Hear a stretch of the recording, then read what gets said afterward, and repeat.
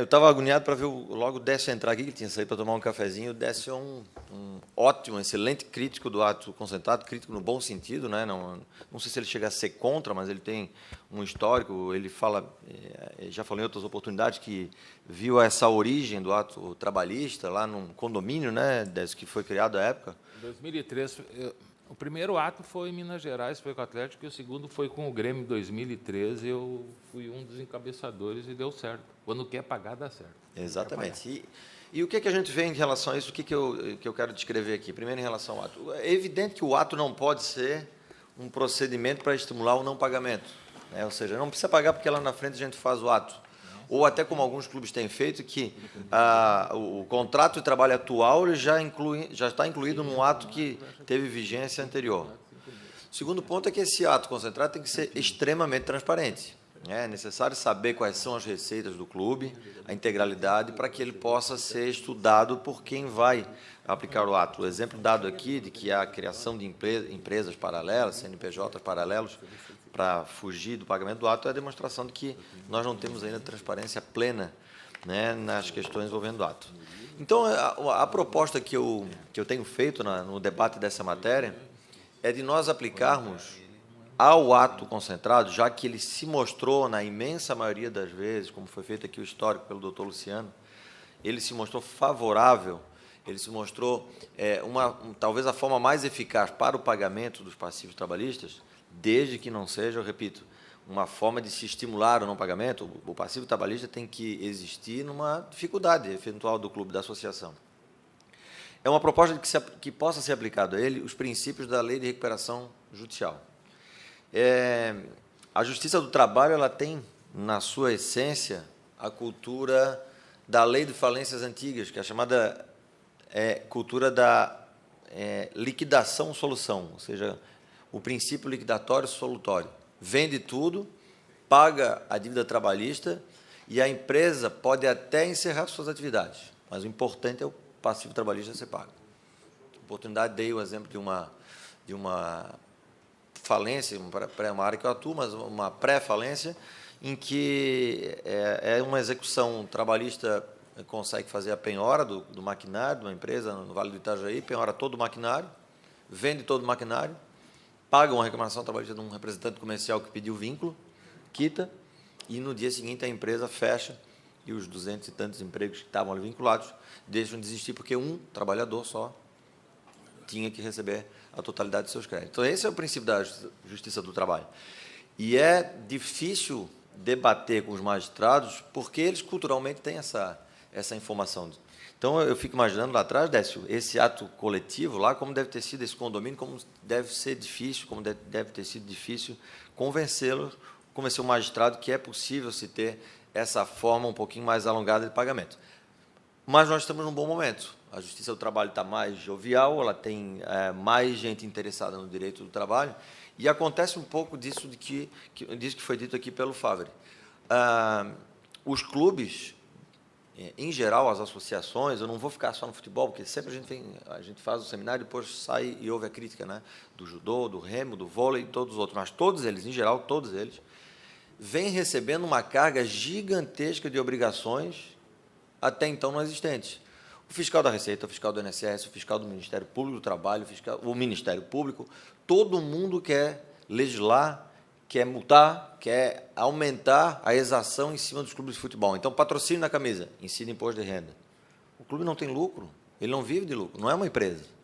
E aí eles começaram a ter, evidentemente, outros passivos concorrentes com o passivo trabalhista. Porque eu entendo, Décio, que a essência do passivo do clube deveria ser existente o trabalhista.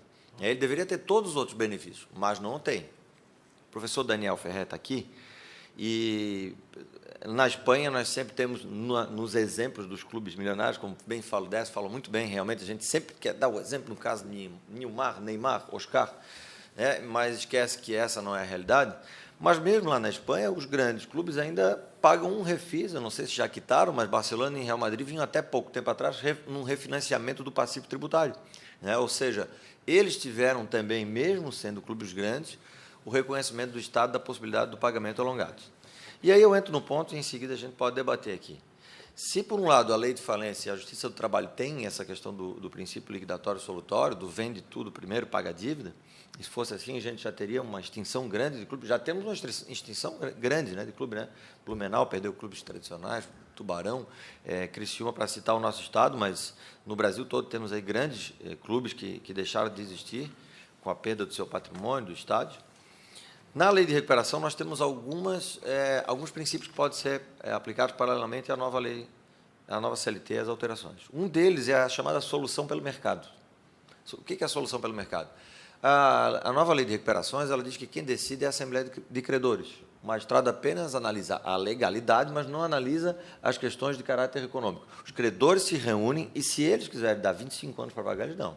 Se eles quiserem dar um haircut de 50% de um desconto, eles dão. O que importa é o mercado poder ter essa participação. E aqui, mutatis mutandis, desde que bem representados, porque também, como dito pelo Décio, essa questão do salário mais elevado dar, em tese, a capacidade do jogador negociar, mas bem representado pelo sindicato, bem representado por pelo menos, grupo de jogadores, é possível que se estabeleça aqui uma solução pelo mercado, dentro do ato trabalhista, que, sendo reconhecida a incapacidade do clube, sendo demonstrada de forma transparente as suas receitas, entre aspas, o mercado possa sentar e solucionar.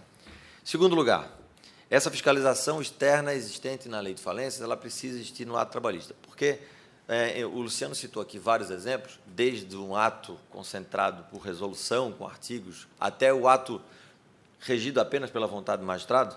Em todas essas hipóteses, o que a gente vê é um desconhecimento, e é natural, um desconhecimento técnico sobre as questões que, efetivamente, podem trazer os números reais do clube, para que o magistrado decida e para que os advogados dos atletas e do clube possam negociar. Então, na figura da recuperação judicial, nós temos o administrador judicial, longe de intervenção judicial. Não tem nada a ver com colocar alguém à frente de um clube para gerir. Isso não faz o menor sentido. Até em alguns momentos já ouvi alguns magistrados dizer isso. Não, vamos fazer uma intervenção. Isso não vai funcionar de jeito nenhum, porque o interventor não vai para lá fazer uma gestão empresarial, como, por exemplo, uma indústria de plástico, uma mineradora ou um supermercado, em que você tem uma conta de entrada e de saída. No futebol, existe o imponderável. E aí, dentro do imponderável, só mesmo um presidente apaixonado é louco para ser presidente do clube. E aí eu quero ver o interventor estar lá na hora da saída do clube, quando o clube perdeu uma partida, porque o centroavante vai bater um pênalti na trave, se ele vai poder parar para conversar com os torcedores e, enfim, fazer aquilo que um presidente de clube faz. Nessa figura aqui da fiscalização externa, a ideia seria ter o quê? Um auditor, um técnico, um economista que pudesse verificar os números do clube e fazer essa interface com os atores do ato concentrado. E, por último, eu falei no começo, mas repito aqui, a ampla transparência. É necessário, e aí a gente pode, no momento seguinte, vir a falar em responsabilização dos dirigentes. A nossa lei atual do esporte e responsabilidade do esporte já traz essa hipótese, mas, em princípio, nós ainda não temos bem formatadas as administrações profissionais dos clubes para que a gente possa falar ainda em responsabilidade, desconsideração e capacidade de que os dirigentes possam assumir as dívidas pelo clube. Caso contrário, nós não vamos ter dirigentes querendo assumir o clube. Vamos ter, talvez, aí na formação da Sociedade Anônima de Futebol, a Nova SAF, alguma figura que assuma a responsabilidade, mas nessa estrutura atual associativa do clube, acho muito difícil.